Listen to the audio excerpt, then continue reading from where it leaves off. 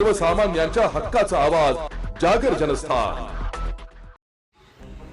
आग्रा महामार्गावरील चाळीसगाव रोड चौफुलीवर एका पादचाऱ्याला अडवून बळजबरीने मोबाईल आणि रोकड लुटल्याप्रकरणी चाळीसगाव रोड पोलिसांनी एका सराईत संशयित आरोपीला जेरबंद केलाय। 12 जून रोजी हा प्रकार घडला होता।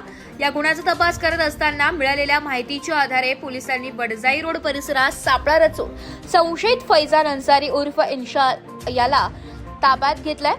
तर त्याचा दुसरा संशयित साथीदार शाहिद शेख हा अद्याप फरार असून पोलीस त्याचा शोध घेत आहेत। अटक करण्यात आलेल्या संशयित फैजान अन्सारी याची पोलिसांनी कसून चौकशी केली असता त्याने गुन्ह्याची कबुली दिली आहे। या संशयिताकडून 3 चोरीच्या मोटरसायकल, इतर 4 मोटरसायकली, दोंडाईचा येथून चोरी केलेली 1 रिक्षा, 1 ओमनी कार, मोबाईल आणि रोख रक्कम असा एकूण 9,05,000 रुपयांचा मुद्देमाल जप्त करण्यात आलाय। तपासादरम्यान या संशयितावर चाळीसगाव रोड, आझादनगर आणि पश्चिम देवपूर पोलीस ठाण्यात तब्बल 16 गुन्हे दाखल असल्याचं निष्पन्न झालंय।